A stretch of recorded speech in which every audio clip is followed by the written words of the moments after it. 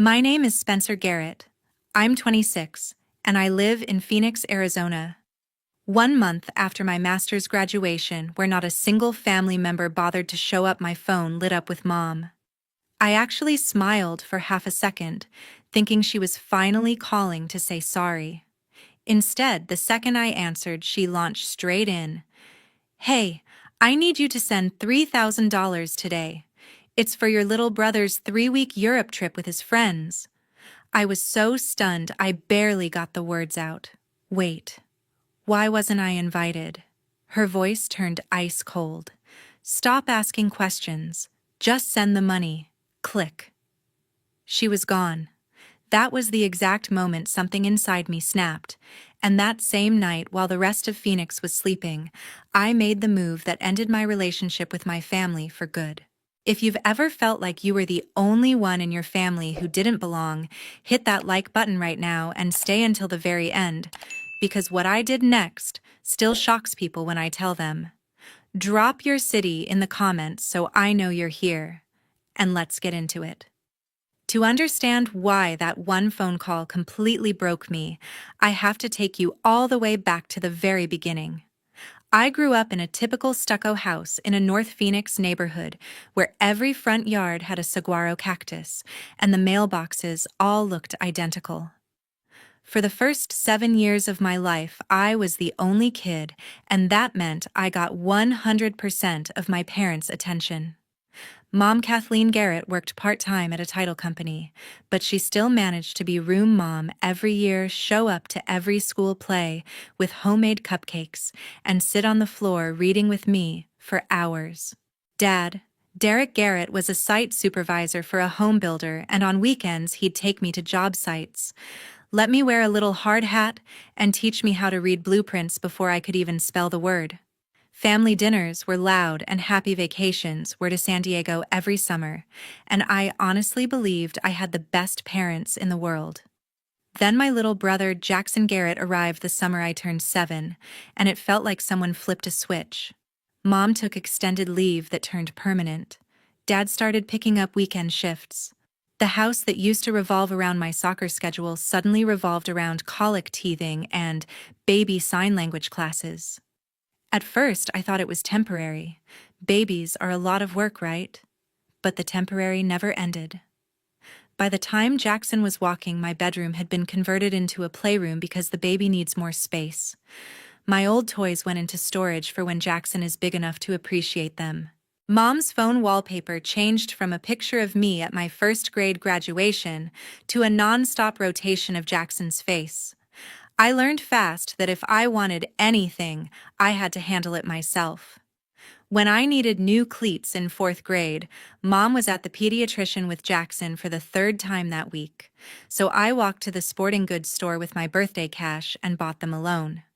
When I made the honor choir and had a concert on a Friday night, Dad couldn't come because Jaxon had a 102 fever. Instead, I recorded it on my flip phone and watched it by myself later. Middle school spelling bees science fair regionals, the time I won first chair violin. None of those ever made it onto the family calendar because something with Jaxon always came up. I stopped asking after a while.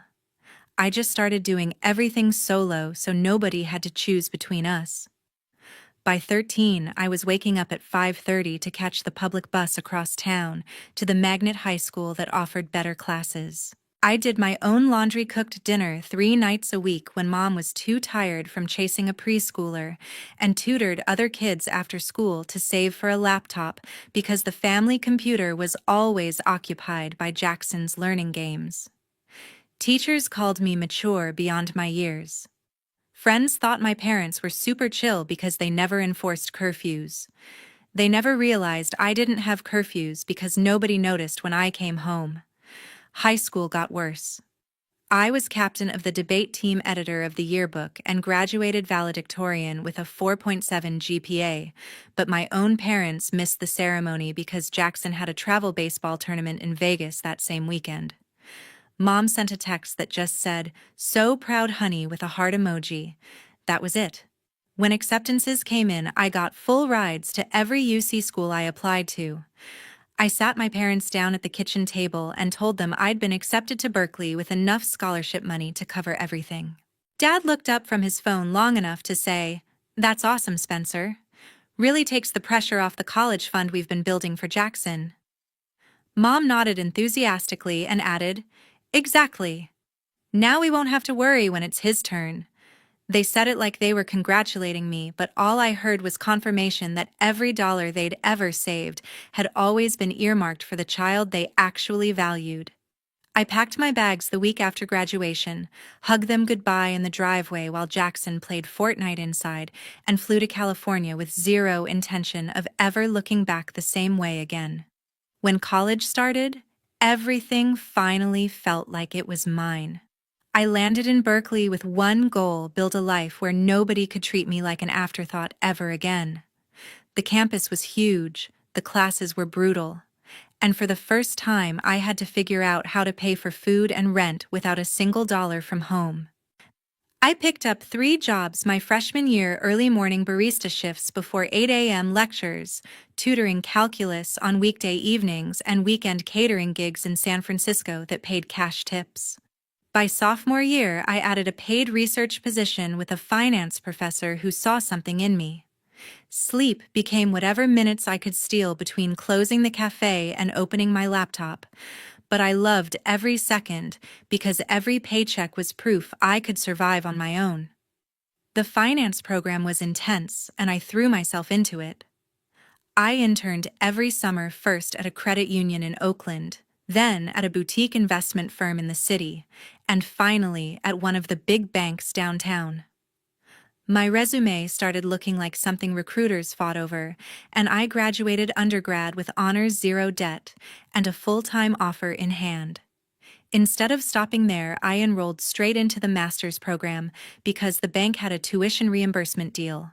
2 more years of night classes, group projects, and 16-hour days followed, but the finish line kept me going. I still flew home for Thanksgiving and Christmas because plane tickets were the one thing I couldn't say no to when Mom sent them. Every visit was the same script. The house smelled like whatever new diet Jaxon was on for baseball season. The fridge was covered with his practice schedules and recruiting letters, and every dinner conversation circled back to his batting average or which college coaches had messaged him that week.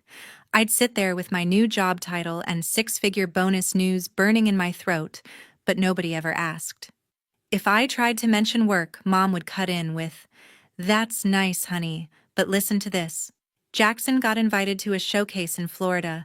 I learned to keep quiet and help with dishes so I could leave the table faster. 3 months before my master's graduation, I sent the official invitation to the whole family, complete with the ceremony, time, venue, and a list of nearby hotels. I even offered to pay for their flights. Mom texted back 2 days later, "We're so proud of you, but that weekend is the state basketball tournament for Jaxon. He made varsity as a sophomore. It's a huge deal. We can't miss it." Dad added a thumbs-up emoji and nothing else. I stared at my phone in the middle of a trading floor surrounded by people screaming numbers and felt completely empty.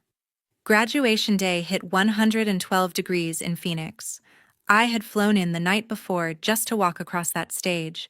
The ceremony was outdoors because the arena was booked, so we all baked under the Arizona sun in black gowns. Row after row of families cheered, waved signs, and took a million pictures. I scanned the audience the entire time and saw 0 familiar faces. When my name was called, the applause felt polite and distant. I crossed the stage, shook the dean's hand, and posed for the professional photographer alone. After the ceremony, I found a random international student who spoke broken English and asked him to take a few photos of me holding my diploma in front of the university sign. He smiled, snapped the pictures, and walked away. That was it. My master's degree, 6 years of grinding, and the only witness was a stranger who didn't even know my name. I sat in my rental car with the AC blasting, scrolling through Instagram while the leather seat burned my legs. Everyone else was posting pictures with their parents, siblings, grandparents, big groups hugging and crying happy tears.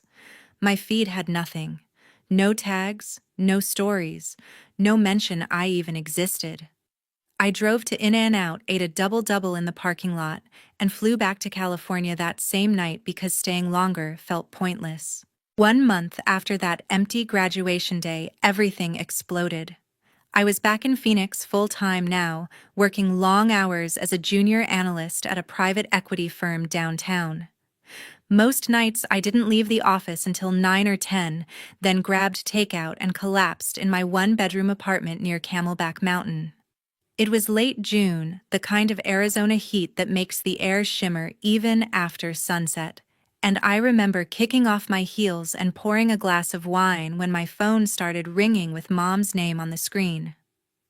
I hadn't heard from her since the single congrats text on graduation day, 7 months of total silence, so I actually felt a flicker of hope when I answered. "Hey, sweetheart." She started sounding rushed like she was walking through the house. "I need a quick favor. Can you Venmo me $3,000 tonight? Jaxon and his friends booked this incredible 3-week Europe trip for right after senior year ends, and the final deposit is due tomorrow morning." I set my glass down so hard the wine sloshed onto the counter. $3,000, I repeated, making sure I heard right. "For Jackson's vacation." "Yes, exactly," she said, like it was the most normal request in the world. "It's London, Paris, Barcelona, the whole thing. They got a group rate, but the travel agency needs the last payment up front, or they lose the spots." I stood there in my kitchen barefoot on the tile, trying to process what I was hearing. "Mom, I just finished grad school. You guys didn't even come to my ceremony. And now the first time you call in 7 months is to ask me for $3,000 for Jackson's senior trip." She sighed the way she always did when I brought up anything about myself. "Spencer, this isn't about that. This is a once-in-a-lifetime opportunity for your brother before college starts. His friends' parents are all chipping in." "So why isn't Dad covering it?" I asked, my voice already shaking. "Dad's bonus got delayed because of some project overrun, and we're a little tight this month. It's not a big deal. You make good money now." I closed my eyes and gripped the edge of the counter. "Mom, am I even invited on this trip?" There was a long pause, long enough that I thought the call dropped. Then she let out this sharp laugh, the same one she used when I was a kid, and asked for something unreasonable. "Spencer, it's a trip for the kids. Jaxon and his teammates. You're 26. You have a full-time job. Why would you want to tag along on a teenager trip because he's my brother?" I said, hearing how small my voice sounded. "Because maybe I thought family did things together. Stop asking questions." She snapped, all the fake sweetness gone. "You're grown now. You don't need to be included in everything. Just send the money so Jaxon doesn't lose his spot." I knew you'd understand.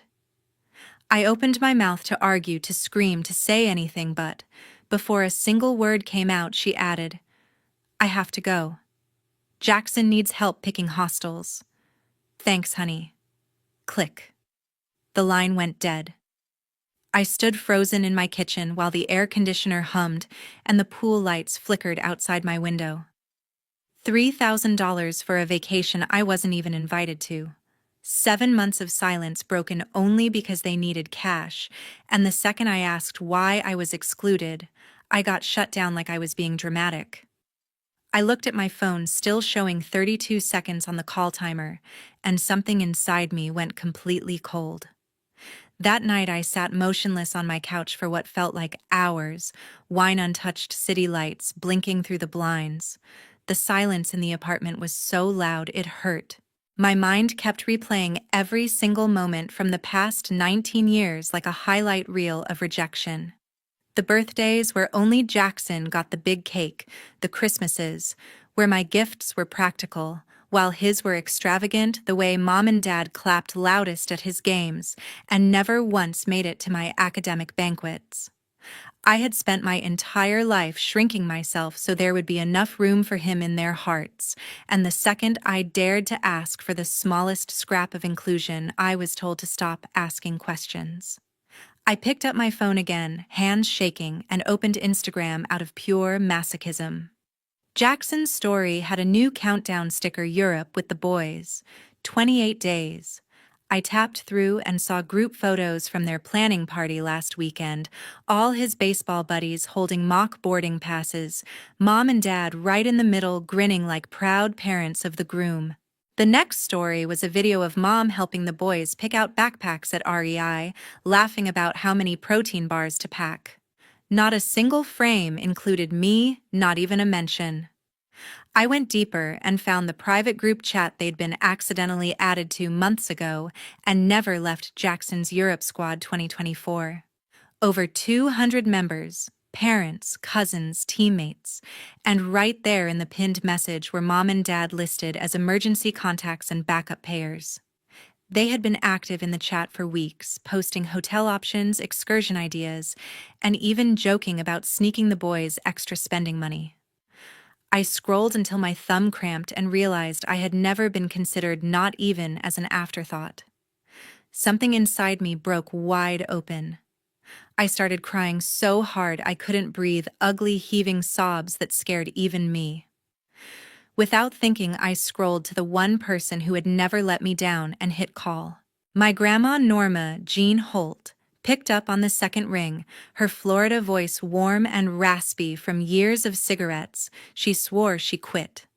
"Spencer, honey, it's almost midnight here. Everything okay?" I broke down and told her everything. The skipped graduation, the $3,000 ask, the group chat, all of it. She listened without interrupting, which somehow made me cry harder. When I finally ran out of words, she was quiet for a long moment, then said softly, "Baby girl, there's something you need to know." She explained that the summer I turned 18, right before I left for college, mom and dad had filled out paperwork naming me the successor owner on the 529 college savings plan they started when I was born. It was a box they checked without much thought because I was heading to school, and they wanted to save on taxes. They always planned to switch it back to themselves once Jaxon got closer to college, but life got busy, and they simply forgot. Grandma had been with them at the financial advisor's office that day and remembered the detail clearly. So right now, she continued, "You are the legal owner of that account. Not your parents. You. And last I heard, there's still about $68,000 in it." I stopped crying. The room went perfectly still. "You're sure?" I whispered. "Positive, sweetheart. I have the paperwork scanned if you need it." I hung up, opened my laptop with shaking fingers, and logged into the old 529 portal using the username and password I hadn't touched in 8 years. The balance stared back at me, $68,412.63. Owner, Spencer Garrett. Successor owner, none needed. My name sat alone at the top of the account in bold letters. All these years they'd been counting on money that legally already belonged to me. That same night, my best friend Reese Addison, who was doing her clerkship at a wealth management law firm downtown, showed up at my door less than 20 minutes after I texted her SOS. She walked in still wearing her courthouse blazer, took one look at my red eyes and the open 529 portal on my laptop, and immediately pulled the second dining chair up next to me. Reese had been my ride or die since freshman orientation at Berkeley. She knew every detail of my family history and had watched me pretend it didn't hurt for years. I didn't have to explain much. I just turned the screen toward her and let the numbers speak. She read the account summary twice, then started nodding slowly. "Okay, listen carefully," she said, already pulling up the Arizona Revised Statutes and the IRS 529 guidelines on her phone. "Because you are the successor owner and over 24, your parents no longer have unilateral control. Federal rules and Arizona law both allow the owner to change the beneficiary at any time without the previous beneficiary's consent, and they specifically allow the owner to name themselves as the new beneficiary. Once that change is processed, you can request a qualified distribution for any past or future higher education expense you can document, and the rest can come out as a non-qualified distribution, with only the earnings portion taxed, plus a 10% penalty. That's it. No co-signature required." I stared at her while the words sank in. You're telling me I can take every penny tonight and there's nothing they can do? Legally, yes, she answered, scrolling faster. The platform will let you submit the beneficiary change form online instantly. Distribution requests usually take 3 to 7 business days to hit your bank, but the second you lock the beneficiary as yourself, they can't touch it anymore. It was 11:27 p.m. on a Thursday. Reese kicked off her heels, opened her firm's secure VPN on my laptop, and walked me through every field. We uploaded my driver's license, my social security card, and a scanned copy of the successor owner paperwork Grandma Norma had emailed 5 minutes earlier. By 11:42, the beneficiary officially read Spencer Garrett instead of Jaxon Garrett. At 11:49, I submitted 2 distribution requests, one for $45,000 marked as reimbursement for my master's tuition. I still had the receipts, and another for the remaining $23,000 as non-qualified. The confirmation pages popped up immediately. Account locked. Processing. Reese closed the laptop, handed me a fresh glass of water, and said the sentence I'll never forget. You just took back 19 years in 19 minutes. I opened my phone and went straight to settings. Mom blocked. Dad blocked. Jaxon blocked. The extended family group chat left and blocked. Every social media account they had blocked and unfollowed. I turned off read receipts, disabled location sharing, and switched my Instagram to private. When the screen finally went dark, the apartment felt quieter than it ever had. 5 business days later, on a Tuesday morning while I was in a client meeting, my banking app pinged with 2 deposits that totaled $68,412.63. I excused myself to the hallway, leaned against the wall, and let the reality wash over me. The money they had saved my entire life, the money they had openly admitted was waiting for Jackson's future, was now sitting in an account that only had my name on it. I texted Reese a simple heart emoji. She replied instantly, "Coffee after work."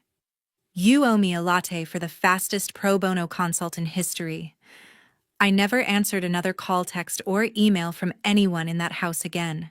2 years later, I'm sitting in the home office of the 2-bedroom condo I bought last spring in Arcadia, recording this story for all of you. Life looks nothing like it did that night. I'm now a senior financial analyst at the same firm, running models for 8-figure deals and mentoring the new analysts who once sat where I did. My name is on the short list for vice president next cycle, and last month I closed on this place: 3 bedrooms, mountain views, and a kitchen big enough to host Thanksgiving without feeling like I'm intruding on someone else's family. In 8 weeks, I'm marrying my fiancé Lauren Carter, the corporate litigator who stole my heart at a charity gala 18 months ago. The only family member walking me down the aisle will be Grandma Norma, flying in from Florida with a new hat and the biggest smile you've ever seen. As for the people I left behind, the consequences rolled in faster than any of us expected. The morning the distribution hit my account, Mom tried to transfer the final $9,000 from the 529 to the tour company. Instead, she got an error message that the account no longer existed. By noon, the travel agency charged the full cancellation penalty plus the non-refundable deposit they had already paid. $9,000 gone in a single day. Dad's credit cards were declined when he tried to cover the difference because they had been counting on that exact money to float the rest of the summer. Without the college fund, Jaxon lost every scholarship package that required proof of financial planning. He ended up at Phoenix College, our local community campus, living at home and working nights at a sporting goods store, plus weekends delivering for DoorDash. I heard from a mutual high school friend that he finally saved enough to transfer to Arizona State next semester, but only because he's on the 5-year plan now instead of 4. Mom's real estate business took the hardest hit. She had been riding the 2023-2024 Phoenix boom, flipping houses with heavy margin loans and high-interest bridge financing. When the market cooled and rates shot up, several deals fell apart at once. The lost $9,000 was the final domino. She couldn't close escrow on 2 properties, defaulted on the loans, and the banks foreclosed. By spring of last year, the only option left was to sell the family house, at a loss just to stop the bleeding. They moved 2 hours south to Tucson, and now rent a spare bedroom from Mom's older sister. I know this because the listing photos popped up on my Zillow feed one random Tuesday. I stared at pictures of the kitchen where I used to do homework alone and felt absolutely nothing.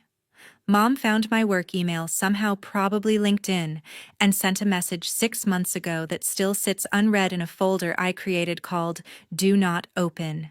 Reese forwarded me the subject line, "Once we are your family and we are suffering, please talk to us." I never clicked. There have been no more attempts since. I didn't destroy them. I didn't have to. Their choices over 2 decades. Every skipped event, every dollar earmarked only for Jaxon, every time they told me I didn't need to be included because I was the responsible one, built the exact outcome they're living now. When the one child they never invested in finally stopped subsidizing the child, they poured everything into the whole fragile system, collapsed under its own weight. That's not revenge. That's physics. So here's what I want anyone watching to take away. You are allowed to protect your peace, even from the people who gave you your last name. Being born into a family does not obligate you to stay in a dynamic that diminishes you. Sometimes the healthiest, kindest thing you can do for yourself, and in the long run for them, is to step away and let natural consequences do the teaching you never could. If this story hit close to home, please drop your thoughts in the comments. Have you ever had to draw a boundary with family? How did it turn out? I read every single one, and your stories help others feel less alone. If you know someone stuck in the butt, their family trap, share this video. Sometimes hearing it from a stranger is the push they need. Thank you truly for staying until the very end.